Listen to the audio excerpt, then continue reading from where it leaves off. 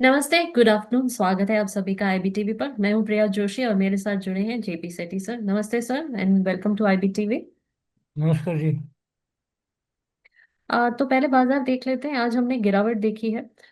आशा थी कि आज मार्केट ऊपर रहेगा क्योंकि बिहार के इलेक्शन का रिजल्ट है और हाई चांसेस के एनडीए गवर्नमेंट जीतेगी और लीड भी कर रही है। In spite of that market नीचे है। मार्केट एट दिस आवर अगर देखें तो सेंसेक्स 269 पॉइंट्स नीचे है, 84,209।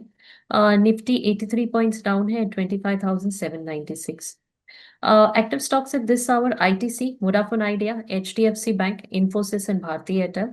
Top five gainers: Adani Enterprise, Jio Financial, Eternal, Axis Bank, and Adani Ports. Top five losers: Infosys, Tata Steel, HO Motors, JSW Steel, and TMPV. आज जो गिरावट है उसका कारण ये है कि ग्लोबल क्यूज जो है फ्राइडे के वो थोड़े से वीक हैं। फॉरेन फंड आउटफ्लोज नजर आ रहे हैं।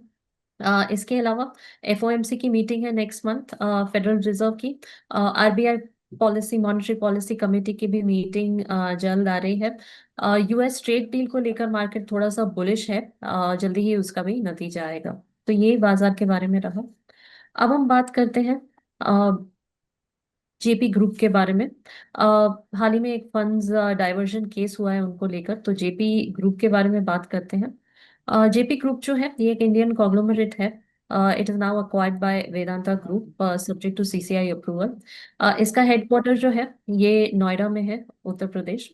और ये कंपनी जो है इसके इंटरेस्ट है engineering, construction, power, real estate, hospitality, IT, sports, education, सारे सेक्टर्स में है। इन पर क्लेम है ₹57,000 का फ्रॉम क्रेडिटर्स। तो इसके बारे में विस्तार में बात करते हैं। हाल ही में इनके एमडी का अरेस्ट हुआ है और इन्वेस्टिगेशन चल रहा है उनके ऊपर। बहुत सारे फंड्स जो है इसका डाइवर्जन केस है, अराउंड 12,000 करोड़ का केस। इन्वेस्टिगेशन चल रहा है जहाँ पे कहा जा रहा है कि diversion of funds collected from home buyers in projects such as Jaypee wish town and Jaypee Green, और इसका गलत उपयोग हुआ है और डाइवर्ट हुआ है funds into related entities with in the JP group.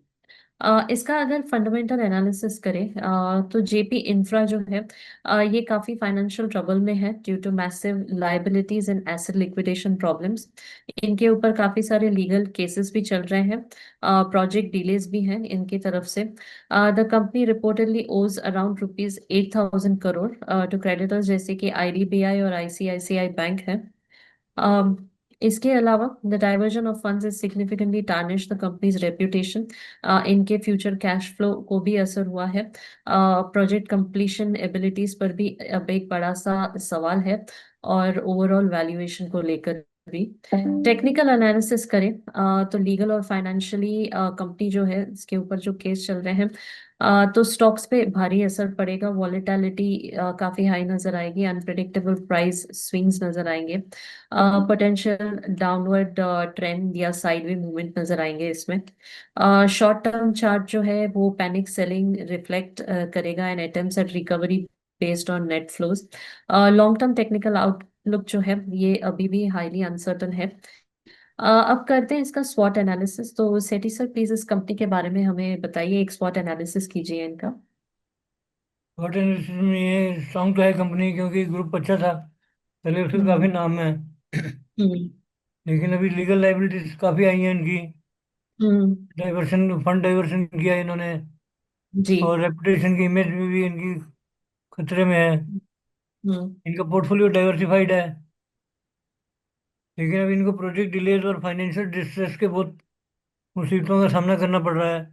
Management hmm. Team को अनुभव काफ़ी है, और एसेट वैल्यूएशन का उसको पूरा अनुभव भी है कैसे करना है। हम्म। हम्म। तो अभी रिस्ट्रक्चरिंग का जो बात चल रहा है इसका, जी। स्ट्रेंथ्स और वीकनेसेस के बाद में potentially asset value, continual legal proceedings and regulatory scrutiny, hmm. और इसका इंक्वायरी लंबा चल सकता है, और इन्वेस्टर कॉन्फिडेंस कम हो गया अभी, हम्म। क्योंकि 12,000 करोड़ का बड़ा अमाउंट है, छोटा अमाउंट नहीं है। जी। और ग्रुप का जो मोट है वो भी लार्ज स्केल पे इंडस्ट्री प्रोजेक्ट्स में काम करने का इनको बहुत अच्छा अनुभव है। हम्म। लेकिन ये जो स्कैंडल हुआ है, इसने इसकी इमेज को काफ़ी खराब कर दिया है। हम्म।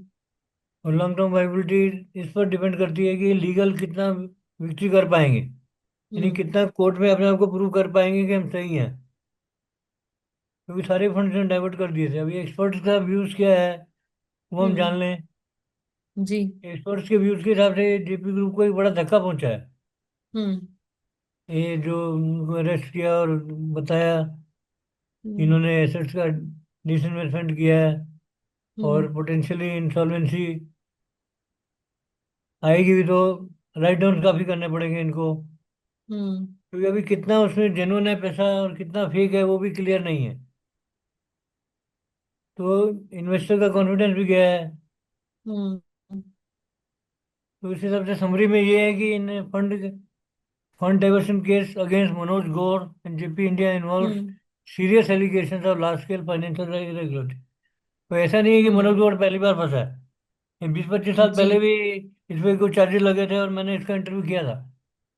हम्म। तब हम्म। भी इसने सफाई पेश की थी अपनी कुछ। लेकिन अभी 20 साल के बाद में फिर वापस इस चक्कर में फंसा है। हम्म। तो लगता है कि इनका कोई रेगुलर प्रोसेस है जिसमें ये ऐसा कुछ करते हैं कि 2-4 साल में 10 साल में फिर पकड़ में आ जाते हैं। हम्म। क्योंकि सिस्टम हमारे अभी काफ़ी स्ट्रांग हो गए हैं। हम्म। तो ED was able to arrest hmm. Manoj Gaur. Ji. तो ये इसका शॉर्ट एनालिसिस है। अभी अपॉर्चुनिटी थ्रेट्स क्या हैं? Hmm. Potentially to recover diverted fund through asset seizures. अब इनके जो हम्म। एसेट्स हैं उनको पकड़ के उसको सेल करेंगे तो पैसा निकलेगा। हम्म। अभी पैसा कहीं का कहीं फंसा हुआ है। किसी कंपनी का पैसा दूसरी कंपनी में है, दूसरी का तीसरी कंपनी में है। हम्म। तो फंड डाइवर्शन किए हैं ये प्रूव हो चुका है और चैलेंजेस है इनके सामने भी। तो अभी जब तक इसका कुछ क्लियर इंडिकेशन नहीं आता है तो मेरे ख्याल से इस शेयर को हाथ लगाना ठीक नहीं है। जी। और ये बड़ा सीरियस मामला है और हम्म। दोबारा हो रहा है ये। तो उससे लगता है कि मैनेजमेंट में कहीं ना कहीं दोष है।